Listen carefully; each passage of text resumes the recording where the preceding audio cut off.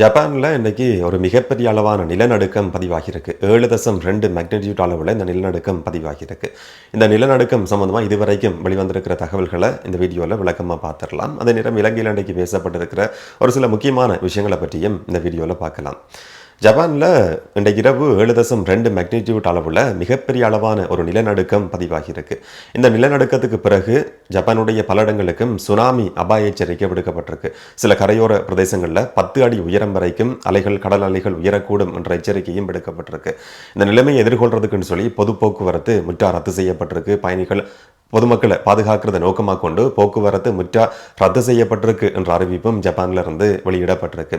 இதனால் இதுவரைக்கும் ஏதாவது சேத விபரங்கள் ஏற்பட்டிருக்கான்றதை பற்றி எந்த ஒரு தகவல்களும் செய்திகளும் இதுவரைக்கும் வெளியாகலை. ஆனால் ஜப்பானுடைய வரலாற்றில் பதிவாகி இருக்கிற ஒரு மோசமான நிலநடுக்கம் என்ற அடிப்படையில் சர்வதேச ஊடகங்களில் இதை பற்றின செய்திகள் வெளிவந்து கொண்டிருக்கு. சுனாமி அபாய எச்சரிக்கைக்கு மத்தியில் இந்த சந்தர்ப்பத்தில் ஜப்பான் மக்கள் வாழ்ந்து கொண்டிருக்கிறாங்க. ஒரு சில மணித்தியாலங்கள் என்றது ஜப்பான் மக்களை பொறுத்த வரைக்கும் ஒரு ஆபத்தான மணி நேரங்களாக இந்த மணித்தியாலங்கள் என்றது பதிவாகி இருக்கு.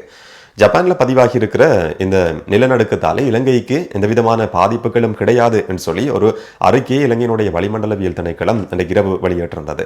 இதை அடிப்படையாக கொண்டு போலியான தகவல்கள் பரப்பப்படக்கூடாது என்று சொல்லியும் பொதுமக்களின் ஒரு வேண்டுகோள் முன்வைக்கப்பட்டிருந்தது. இதை பற்றி ஏதாவது தகவல்கள் தேவைப்படுமா இருந்தால் மேலதிகமாக இதை நாங்கள் உன்னிப்பாக அவதானிச்சு கொண்டிருக்கிறோம். மேலதிகமாக தேவைப்படுற சந்தர்ப்பத்தில் அறிக்கைகள் வெளியிடப்படும், உத்தியோகபூர்வமான அறிக்கைகள் வெளியிடப்படும். இப்போதைக்கு ஜப்பானுடைய இந்த 7.2 மேக்னிட்யூட் அளவிலான நிலநடுக்கத்தால் இலங்கைக்கு எந்த விதமான பாதிப்புகளும் கிடையாது என்ற விஷயம் இலங்கை அதிகாரிகளால் உறுதி செய்யப்பட்டிருக்கு. போலியான தகவல்கள் பரப்பப்படக்கூடாது என்று சொல்லியும் ஒரு வேண்டுகோள் முன்வைக்கப்பட்டிருக்கு. கடந்த ஒரு சில நாட்களை பொறுத்த வரைக்கும் இலங்கையில் மிகப்பெரிய ஒரு பேரழிவு பதிவானதுக்கு பிறகு, மண் சரிவு வெள்ளப்பெருக்கு ஏற்பட்டதுக்கு பிறகு பல செய்திகள் பல கதைகளை நாங்கள் தொடர்ச்சியாக கேள்விப்பட்டு கொண்டிருக்கிறோம். சித்தர்களோட கதைகளாக இருக்கலாம், இந்திய ஊடகங்கள் அதிகம் பேசப்படுற ஒரு விஷயமா இருக்கலாம், இல்லாட்டி இலங்கையினுடைய தமிழ் ஊடகங்களில் பேசப்படுற ஒரு நிலநடுக்கம் இலங்கையில் உருவாகலாம் என்ற மாதிரியான செய்திகள் தகவல்களாக இருக்கலாம். அந்த மாதிரியான சந்தர்ப்பத்தில் இந்த மாதிரியான ஒரு சர்வதேச அளவில் அதுவும் ஜப்பானில் பதிவாகி இருக்கிற நிலநடுக்கம் சம்பந்தமான செய்தியை கேள்விப்பட்டதும் எல்லாருக்குமே ஒரு அச்ச உணர்வு ஏற்படும். ஆனால் இலங்கையை பொறுத்த வரைக்கும் அந்த மாதிரியான ஒரு நேரடியான தாக்கம் இந்த நிலநடுக்கத்தால் இலங்கைக்கு கிடையாது என்ற விஷயம் உத்தியோகபூர்வமாக தெளிவாக அறிவிக்கப்பட்டிருக்கு. இலங்கையில் பதிவான வெள்ளப்பெருக்கு மண் சரிவு அனர்த்தத்தை எதிர்கொள்றதுக்கான பல முயற்சிகள் தொடர்ச்சியாக முன்னெடுக்கப்பட்டு வருது. ஜனாதிபதி அனுரகுமார் திசாநாயக்க 6 மாவட்டங்களுக்கு பயணம் செய்கிற ஒரு பயணத்தை ஆரம்பிச்சிருந்தார். அந்த அடிப்படையில் இன்றைக்கும் சில இடங்களில் பாதிக்கப்பட்டிருக்கிற இடங்களுக்கு ஜனாதிபதி அனுரகுமார் திசாநாயக்க நேரடியாக பயணம் செய்திருந்தார். பாதிக்கப்பட்டு மக்கள் தங்க வைக்கப்பட்டிருக்கிற முகாம்களுக்கும் ஜனாதிபதி போயிருக்கிறாரு. சில இடங்களில் சில கூட்டங்கள் நடத்தப்பட்டிருக்கு, ஒருங்கிணைப்பு குழு கூட்டங்கள் நடத்தப்பட்டிருக்கு. அதிகாரிகள்கிட்ட சில சந்தர்ப்பங்களில் கடும் துணியில கேள்விகள் கேட்கப்பட்டதையும் நாங்கள் செய்திகளில் பார்த்து கொண்டிருக்கிறோம். பொதுமக்கள் தெரிஞ்சு கொள்ள வேண்டிய ஏராளமான முக்கியமான விஷயங்கள் இந்த மாதிரியான கூட்டங்கள்ல பேசப்படுது, அதிகாரிகளால் தெளிவுபடுத்தப்படுது.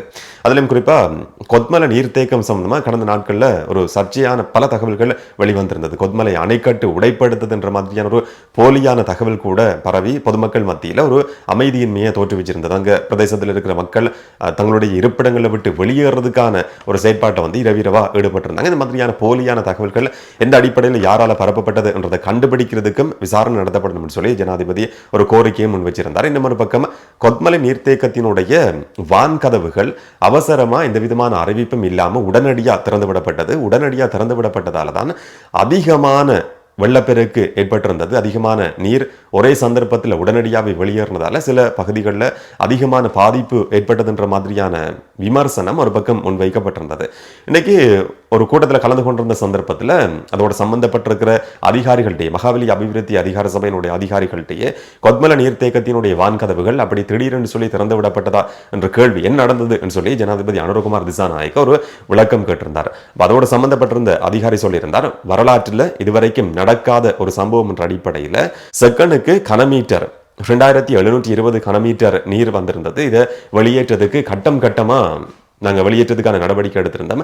ஒரே சந்தர்ப்பத்தில் உடனடியாக திடீரென்று சொல்லி நீர் வெளியேற்றப்பட்டது என்ற விமர்சனம் போலியானது. அதில் எந்த விதமான உண்மைத்தன்மையும் கிடையாது. 24 மணித்தியாலமும் நீர்த்தேக்கம் கண்காணிக்கப்பட்டு வருது. அந்த அடிப்படையில் தான் இந்த மாதிரியான தீர்மானங்கள் எடுக்கப்படுது சொல்லியும் அந்த அதிகாரியால் இன்னைக்கு தெளிவுபடுத்தப்பட்டிருந்தது. இன்னொரு பக்கம் எதிர்கட்சிகள் வளம மாதிரி விமர்சிக்கிற அதே நேரத்தில் அரசாங்கத்தை பாராட்டுறதையும் நாங்கள் பார்த்து கொண்டிருக்கிறோம்.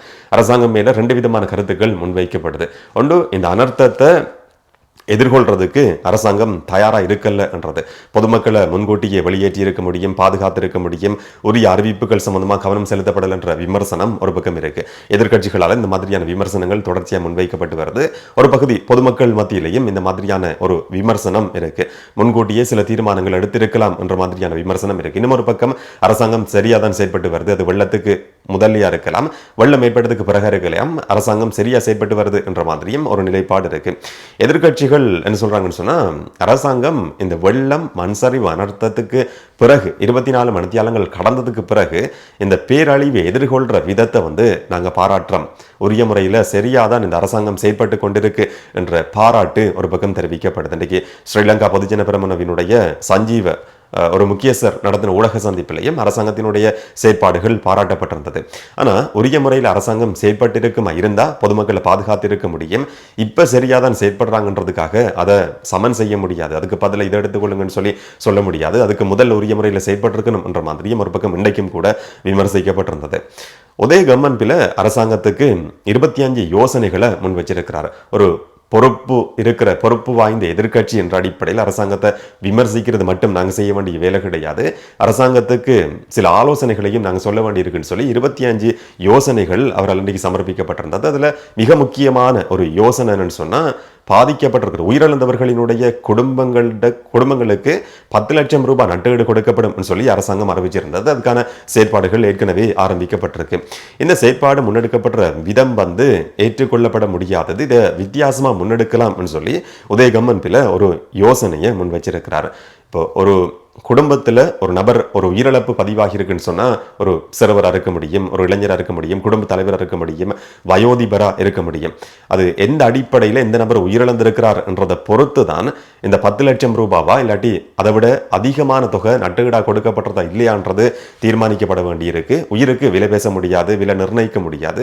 ஆனாலும் கூட ஒரு குழந்தை உயிரிழந்ததுக்காக கொடுக்கப்பட்ட நட்டுஈட்டோட, ஒரு முதியவர் உயிரிழந்ததுக்காக கொடுக்கப்பட்ட நட்டுஈட்டு தொகையோட ஒரு குடும்ப தலைவர் அவருடைய வருமானம் தான் அந்த குடும்பத்தினுடைய பிரதான வருமானமா இருந்திருக்குமா இருந்தா, அந்த வருமானத்தை பயன்படுத்தி கொண்டுதான் அந்த குடும்பம் இதுவரைக்கும் வாழ்ந்திருக்குமா இருந்தா, அந்த நபருக்காக, அந்த நபருடைய உயிரிழப்புக்காக 10 லட்சம் ரூபாய் கொடுக்கறதுல எந்த விதமான பிரயோஜனமும் கிடையாது. அதை விட அதிகமான தொகை கொடுக்கப்படணும். உயிரிழந்தவர்களுக்கு கொடுக்கப்பட்ட நட்டஈடு சம்பந்தமா அரசாங்கம் இன்னும் கவனம் செலுத்தணும் என்ற மாதிரியான ஒரு முக்கியமான யோசனையும் கூட இன்னைக்கு உதய கம்மன்பில சமர்ப்பிச்சிருக்கிறார். இது உண்மையிலேயே ஒரு நல்ல யோசனையா தான் இருக்கு. அரசாங்கம் இது சம்பந்தமா கவனம் செலுத்த வேண்டியது முக்கியமானது. இன்னைக்கு ஒரு வழக்கு விசாரணை நடந்தது. ஸ்ரீலங்கா கிரிக்கெட் வீரர் சாமிகா கருணாரத்ன ஒரு பாலியல் குற்றச்சாட்டை எதிர்நோக்கி இருந்தார். கடந்த சில நாட்கள்லையும் இது பேசப்பட்டிருந்தது. வெள்ளம் காரணமாக அதை பற்றின செய்திகள் அதிகம் பேசப்படலை. இன்றைக்கு கொழும்பு நீதவான் நீதிமன்றத்தில் ஒரு வழக்கு விசாரணை நடத்தப்பட்டிருந்தது. இதுக்கு முதல்ல நவம்பர் மாதம் வழக்கு விசாரணைக்கு வர சொல்லி அவருக்கு அழைப்பு விடுக்கப்பட்டிருந்தாலும் சாமிகா கருணாரத்ன அந்த வழக்கு விசாரணைக்கு முன்னிலையாகாம இருந்தார். இன்றைக்கு வழக்கு விசாரணை நடத்தப்பட்டிருக்கு. 10 லட்சம் ரூபாய் பெறுமதியான சரீரப்பிணையில் அவருக்கு பிணை கொடுக்கப்பட்டிருக்கு. ஜனவரி மாதம் 30ஆம் தேதி இந்த வழக்கு திரும்பவும் விசாரணைக்கு எடுத்துக் கொள்ளப்பட இருக்கு. ஒரு பெண் விமானி என்று சொல்லப்படுற நபர் சாமிகா கருணாரத்னவை அவங்களுடைய முறைப்பாட்டுக்கு அமைய நான் அவரை காதலிச்சிருந்தேன், திருமணம் செய்யறது கொள்றேன்னு சொல்லி எனக்கு வாக்குறுதி கொடுத்திருந்தார். நாங்கள் 2 பேரும் ஒண்டா சேர்ந்து நெருக்கமாக செயல்படுறதுக்கு ஆரம்பிச்சிருந்தோம். எனக்கு ஒரு பிள்ளை இருக்கு. அந்த பிள்ளையினுடைய அப்பா, அதுக்கான காரணம் சாமிகா கருணாரத்ன தான். அவர் அந்த பிள்ளையை பொறுப்பேற்றுக் கொள்ளணும், அதாவது பராமரிப்பு செலவுகளை ஏற்றுக்கொள்ளணும், இல்லாட்டி என்னையை திருமணம் செய்து கொள்ளணும் சொல்லி அவங்க ஒரு முறைப்பாட்டை பதிவு செய்திருந்தாங்க. ஒரு கோரிக்கை முன்வைக்கப்பட்டிருந்தது. நீதிமன்ற வழக்கு விசாரணை ஆரம்பிக்கப்பட்டிருந்தது. இன்னைக்கு அந்த வழக்கு திரும்பவும் விசாரணைக்கு எடுத்துக் கொள்ளப்பட்டிருந்த சந்தர்ப்பத்தில் அந்த பெண் பாதிக்கப்பட்டதா சொல்லப்படுற அந்த பெண் சார்பா முன்னிலையான சட்டத்தரணி ஒரு கோரிக்கையை முன் வச்சிருந்தாங்க. டிஎன்ஏ மரபணு பரிசோதனை நடத்துறதுக்கான மாதிரிகள் பெற்றுக்கொள்ளப்பட்டு டிஎன்ஏ பரிசோதனை நடத்தப்பட்டு இது உறுதி செய்யப்படணும் என்ற மாதிரி ஒரு கோரிக்கை முன்வைக்கப்பட்டிருந்தது. மேன்முறையீட்டு நீதிமன்றத்தில் இதே மாதிரியான ஒரு உத்தரவு இதுக்கு முதல்லையும் பிறப்பிக்கப்பட்டிருக்கு. நீதிமன்றத்துக்கு அதை பிறப்பிக்கிறதுக்கான அதிகாரம் இருக்கு சொல்லி அந்த பாதிக்கப்பட்டதா சொல்லப்படுற பெண் சார்பா முன்னிலையான சட்டத்தரணியால் ஒரு கோரிக்கை முன்வைக்கப்பட்டிருந்தது.